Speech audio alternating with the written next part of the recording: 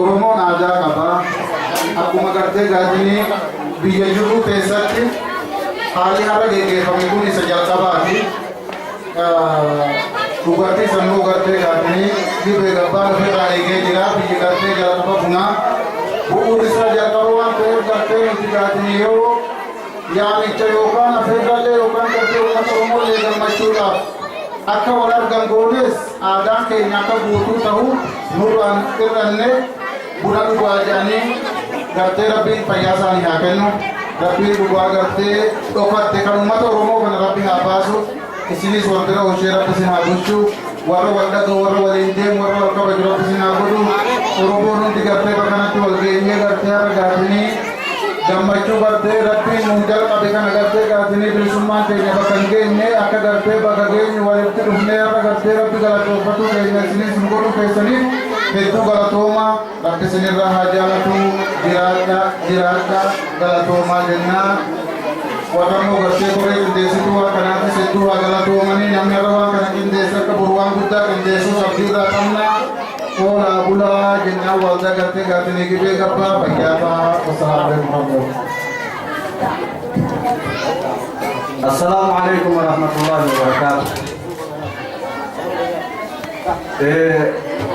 Sabab olman Oromoo yaalmaan Booranaa godheento.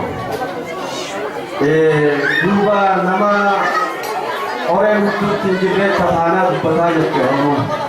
Anammata buna dhugguunatti hin jirtu. Tawaan irra dabrineeti tayaroo adaan kana keessa jibbuu tanaan jira. Ammaan dura gaafa Afrikaadhaa kana keessatti biyya Itoophiyaa jedhanii kana keessatti sabni tuffatamaan sabni gadi galoon beekamu sabni lulnaan beekamu sabni saba faca'aan beekamu tiitichaan sabni beekamu saba Oromoodhaati. Duuba hoggaadhaa waan sanarraa ta'een diinni wanni nuun jechuun turan uummanni habashaadhaa kan fe'e. Ka biyya keenya bareedduu Oromiyaa magariisatti kan jannata fakkaatu sanirraa nu godaansifatee biyya bareedduu sanurraa fudhachuu kan wanni nuun jiru. Hoggaadhaa gurbaa goota tokkoon keessatti argamu bara barumsan gootaa hiijaan Oromoodha ta'e malee. Hoggaadhaa gurbaa intala bareedduu takka nu keessatti arganis bareeddatti barumsan bareedduudhaa hiijaan Oromoodha taate malee. Hoggaadhaan maasis nama hayyuu tokko nu keessatti argamu bara barumsan hayyuudhaa hiijaan Oromoodha ta'e malee. Duuba garanii rabbii tokkichaaf haa kennu arraan tana wareega qaalii ilmaan Oromoodhaa kafalanii wareega qaalii ilmaan Booranaa bareentoo kafalanii arraan tana Oromoo fi Oromiyaan bilisoomtee ganna 160 booda Taqlaa Ministeerri Oromoo irraa ta'ee ol bahuun san waan hedduu nu gammachiisee jechuudha. Arra maqaa guddaa kan Oromoon argachuun gammachuu tanaatiitu hedduu natti jira. Takka wanni lammeessaa maasis wanni nan dubbachuu fedhu tanarratti siratti galata galche gammachuu tanarratti. Talammeessaadhaan Joohar Lammaa Magarsaadhaatii fi Dr. Abiyyi Intiqaalaadhaa fi Abba Kabajeerri Bilisaa. Akkasuma maasiisi duuba Joohar Mahammadiinis haddaduun heddummeessinaa hedduu. Maaliif amma laafiruma isaatiin Dr. Abiyyiidhaatiitu Joohar Mahammad irra jabaadha. Akkitti irra jabaadhaa Oromoon akkeettu gabaabsineetuma dahoon alaalaadhaan muchan dhoorkinee jetti. Dr. Abiyyiin Oromoo fi Oromiyaa walakkaadha jira.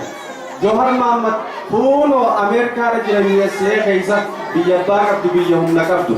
Dr. Abiyyi ka Oromoo keessa jiru ka Oromiyaa keessa jiruutiitu irra jabaadhaa Oromoo fayyaduudhaa fi roorroo Oromoodhatti galte Oromoo irraa dhoorkuudhaafis roorroo Oromoon ofirraa dhoorkuti isaatiitu irra Oromoo dhaggeeffataa jechuudha dahoon alaalaadhaan muchan dhoorkineetti Oromooni. Kanaaf olola maasis gara Ameerikaadhaati deemus firraa dhiisaa ololaas walirratti oofuun geenye nuti maan dura waanyoodhaas hin geenye hinaaffaadhaas hin geenye aadoo gubbaan eega Taqlaa Ministeerummaa gubbaa irratti ol bahe jiha tokkoo hunkuunne jiha tokkichaa kana keessatti xiyya 1,000 gurbatti haruun Dr. Abiyyitti haruun amma Feesbuukaa fi Tiweetaraa fi meeshaa quunnamtii garagaraa hunda hoggaa bannee ilaallu guyyaa gubbaan Taqlaa Ministeerummaa irratti ol bahee fi asli tudatti lakkoisa saatii wallaallee jirreechu waan kanaas walirraa haadhaa nuuhi dagalee walii ta'uudha qabna qoomoo fi gaachana walii ta'uudha qabna wal jabeessuudha qabna gubbaa jabeessinee fuuldura walii tarkaanfachuudha qabnaan jaa kanaafuu galatoomaadhaan jaa waan hafees oromiyaa irratti itti deebina. Assalamu alaikum warahmatullah. Wanni jedhu barbaadu hundi natti dhiqqaatu gammachuun dinarra gammachuun hadda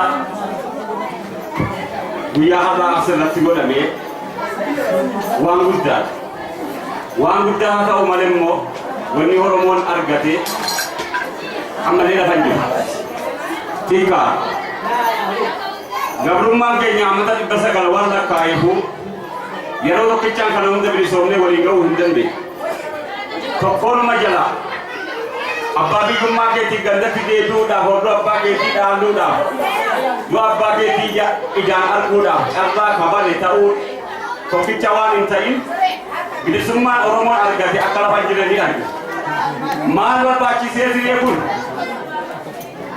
biyya keessa opiiniyoonii hawaasni Oromoo wal qabatee angkalee duwwaa diineffatu tokko ta'ee waraanni kalee Oromoo miidhuu Oromoo cinaa dhaabbatee tokko ta'ee argama. Nuti immoo as keessaa warreen biyya alaa jirru miidhaa wal keessa yaanaa garaa wal keessa wal bira hin jiru. Isa kanaaf fakkii tokkummaa